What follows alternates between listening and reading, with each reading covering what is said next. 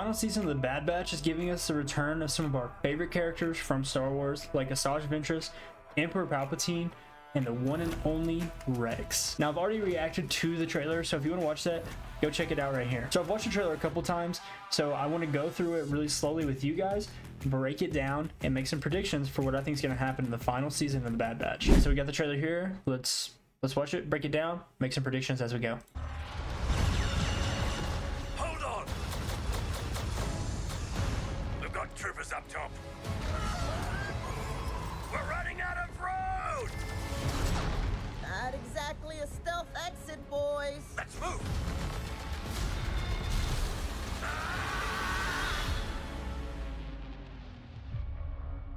I thought that the end of the war would mean an end to losing more of our brothers.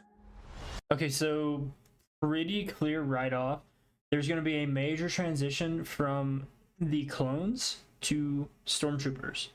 And with what Rex said, I think the clones aren't killed or anything like that. They're just kind of put out on their own with nothing to fend for themselves. Like the Empire just kind of discarded them like waste. And now I think Rex might be going around, like we've previously seen him doing, collecting all these people, all these clones, and I don't know, maybe starting a rebellion. I was wrong. We can't just walk away. Not with the Empire imprisoning the kid.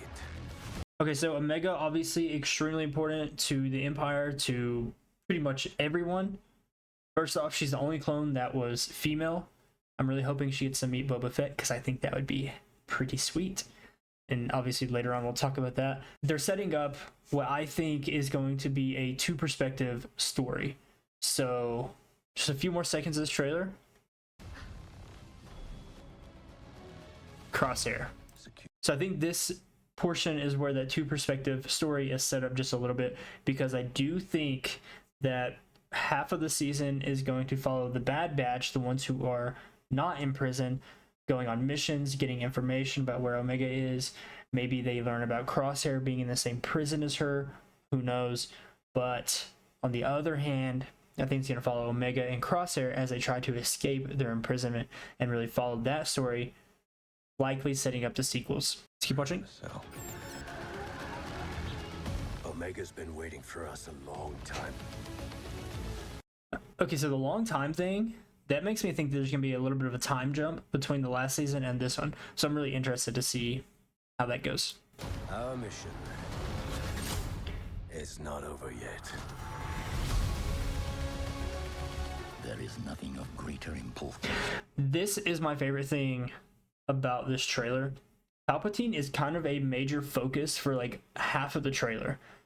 So it's going to really be setting up the rebellion and maybe show a little bit more of what Palpatine was doing after he took power, after Revenge of the Sith. So I am expecting that we see Darth Vader at some point. Maybe it's the introduction of Darth Vader to the galaxy as Palpatine's right-hand man. That would be pretty sweet, in my opinion. To secure the future of this empire. Okay, so this character I want to talk about just a little bit. Okay, so this character, on the internet, everybody's saying that it's Tech. I don't think Tech survived his fall. I do think that the Empire probably collected his body for his DNA because he is different. He's a different clone. He has special abilities. And that's all leading up to Palpatine trying to cheat death, basically, by making clones and transferring his consciousness into those clones. But he wants that clone to be as powerful as he can. That really falls in line with Grogu, Omega, the Bad Batch. It just makes sense. I don't think this individual is Tech. I just think it's a new character that is going to be very skillful, very tactful, and probably help train the stormtroopers. Okay. Whatever is needed to accomplish this goal, you will have it. When Palpatine says that whatever is needed to accomplish the goal, they can have it, I think that's where Darth Vader's going to be introduced. Here you go. Here's my right-hand man. One of the most powerful people in the galaxy. Use him. And I think he's probably going to kill Crosshair, if I had to guess.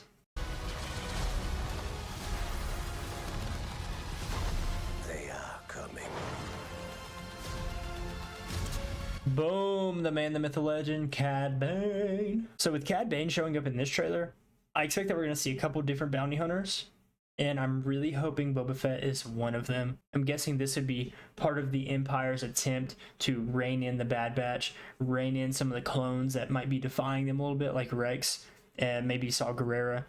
So I expect that they're working for the Empire, but I think what's going to happen, I think where Boba Fett is going to have like a little change of heart, like, oh, maybe the Empire is not that great, which he ends up working for them eventually anyways, is when he finds Omega and they talk. I think that'll be really important. Let's continue. Cad Bane is one of my favorite characters. Yep, get a return of everybody.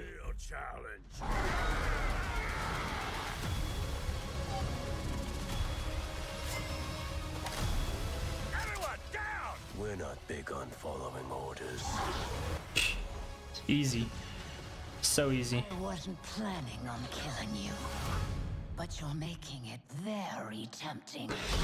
This is the talking point of the internet right now. So Asajj Ventress has somehow returned. If you didn't know, there is a novel called Dark Disciple where it follows her and Quinlan Vos in their quest to kill Count Dooku during the Clone Wars. And she actually dies saving Quinlan Vos. They fall in love. It's a great redemption arc for her character. And in the end, they take her body to Dathomir to bury it. But whenever she's buried, she hears the voices of the Night Sisters. So everybody just assumes that she died there. So what I actually think is going to happen, they're going to pick up her story right after that book ends and kind of give a little flashback of how she came back. And I think the way she came back is the Night Sisters resurrecting her on Dathomir. So that would make sense because obviously they're witches and dark magic and, you know, all the fun stuff of resurrecting people. Let's finish out the trailer. So there's a symbol on her arm, but I'm not really quite sure what it is. The symbol on her arm doesn't really represent the Empire, also doesn't really represent the Rebellion. Maybe it's like a mock-up draft of the Rebellion. I don't know. I have no idea. She likely just took it from some clones or just found the armor with the symbol on it and is wearing it. But I'm really excited to see her story continue. What's really exciting is we're getting a 3-episode premiere, and we're gonna be hosting watch parties here on YouTube, so make sure you subscribe. So whenever I look back at this trailer and we go through, we break it down a little bit, talk about what's really going on, I think there are 3 main things that stand out in the trailer. Palpatine being a main focus point of the trailer also kind of indicates to me personally that Vader is going to make an appearance, possibly their big bad at the very end of the series. And maybe Rex sees Anakin as Darth Vader and realizes this is worse than I thought. Emperor Palpatine being a main focus in the trailer for like half the trailer and him voicing over other things is going to be really important, I think, for this season, because you're going to show a lot of him and what the Empire is slowly becoming and making the clones realize, oh no, they need to be stopped.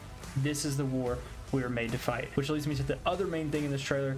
There's a clear transition from clones to stormtroopers within the Empire in this. With the major transition, I think we'll see the Empire really just casting clones out like they're garbage. And then we bring in Asajj Ventress for the third and main point. Asajj is a great character with a great story arc, and now she's back from the dead. So I think she's going to play a major role in Palpatine wanting to figure out how in the world she did that, because she was a dark side user. She was working for Dooku as an assassin and also kind of working for Palpatine. So I think that is going to come into play quite a bit whenever Palpatine actually finds out she's still alive, because Dooku very much killed her in the novel Dark Disciple. It kind of seems like there's going to be a lot of fan service in this season, which is great because it also makes sense within the context of this season. I think it's also possible that we get Obi-Wan Kenobi in this season, because in Dark Disciple, Asajj Ventress was buried by Quinlan Vos and Obi-Wan Kenobi. My final predictions, I think Vader's going to be in the series. I think this is going to end setting up some other series that they're going to be working on, possibly about the clones in general after they were thrown out by the Empire and replaced with stormtroopers. I'm also going to go ahead and say I think Crosshair is going to die, being redeemed, giving his life for his friends to survive. Obviously, the one I hope is not true. I do think Tech is dead. Then finally, I think the Bad Batch themselves are going to join the rebellion with Rex and whatever they're trying to accomplish with the clones. Let me know what you think is going to happen this season. I'm really excited to host some watch parties here on YouTube. There'll be a timer like right here that you can sync the episode with and watch along with me, getting reactions. It's gonna be a blast. And then obviously we're gonna be doing breakdowns of every single episode. If you love Star Wars as much as I do, make sure you subscribe because we're gonna be covering a lot of Star Wars content here on this channel. So make sure you share the channel with your friends and family who also love Star Wars. I appreciate you for watching, and may the Force be with you.